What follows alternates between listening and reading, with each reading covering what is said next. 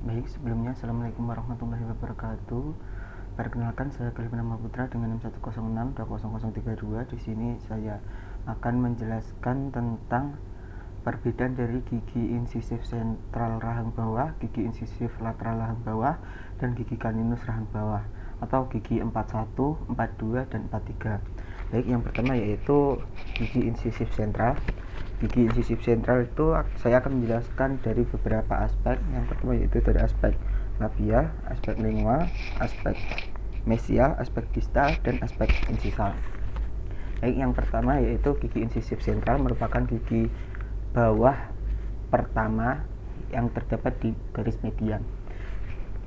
Dari aspek labial akan tampak seperti kapak, sudut mesio-insisal 90 derajat, sudut disto-insisal hampir 90 derajat, titik kontak dekat dengan insisal, akar kadang-kadang membelok ke distal, dan sisi mesial distal lurus hampir sejajar, kemudian mengecil membentuk cervical line yang melengkung ke arah apex. Yang selanjutnya yaitu saya akan menjelaskan tentang dari aspek lingual. Dari aspek lingual tersendiri akan tampak seperti pandangan labial, akan tetapi cervical line-nya melengkung ke arah apex lebih dalam. Cingulum, fossa, dan ridge tidak begitu jelas atau hampir tidak terlihat.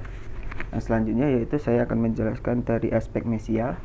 Dari aspek mesial akan tampak permukaan labial cembung dari cervical line sampai kurang lebih sepertiga cervix, kemudian lurus ke arah insisal. Yang selanjutnya yaitu permukaan lingual terlihat cembung pada cingulum, kemudian cekung menuju insisal. Selanjutnya yaitu insisal edge agak ke arah lingual, garis luar akar sebelah labial dan lingual, dan kurang lebih sepertiga apex mengecil. Yang selanjutnya yaitu dari aspek distal, dapat dilihat akan tampak seperti pandangan aspek mesial. Yang membedakan yaitu cervical line melengkung kurang dari sepertiga cervical. Selanjutnya dari aspek insisal. Dari aspek insisal akan terlihat permukaan labial lebih besar daripada permukaan lingual. Sisi mesial dan distal sama atau simetris. Permukaan labial terlihat banyak sebab edge lebih ke arah lingual. Ukuran labiolingual lebih lebar dari mesiodistal. Baik, yang selanjutnya saya akan menjelaskan tentang gigi insisif lateral rahang bawah dari aspek labial, lingual, mesial, distal, dan insisal. Gigi insisif lateral itu merupakan gigi kedua dari median line. Dari aspek labial akan tampak seperti kapak, sudut insisal hampir 90 derajat, sudut disto insisal agak bulat, garis insisal turun dari mesial ke distal, terlihat seperti U, kalau insisifus satu bawah seperti V. Cervical line melengkung ke arah apex. Ukuran mesio distal di bagian cervix lebih kecil dibanding ukuran mesio distal di bagian insisal. Selanjutnya yaitu dari aspek lingual akan tampak seperti pandangan labial, tapi terdapat fossa dan cingulum. Cervical line melengkung ke arah apex, ridge, cingulum, dan fossa berkembang lebih baik daripada di insisif satu bawah. Yang selanjutnya yaitu dari aspek mesial. Permukaan labial cembung sedikit pada kurang lebih sepertiga cervical, kemudian lurus. Permukaan lingual terdapat cingulum. Cervical line melengkung ke arah insisal. Dari aspek distal akan tampak seperti pandangan mesial, tapi cervical line tidak terlalu dalam. Akar lebih gepeng dibanding insisifus kedua atas. Yang selanjutnya yaitu dari aspek insisal. Dari aspek insisal permukaan lebih besar dari permukaan lingual.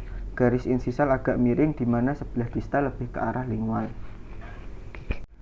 Baik, yang selanjutnya saya akan menjelaskan tentang gigi caninus rahang bawah, yaitu merupakan gigi ketiga dari median land.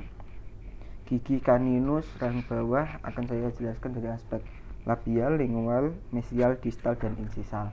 Dari aspek labial akan tampak mempunyai dua lereng mesial dan distal, di mana lereng mesial lebih pendek dari lereng distal.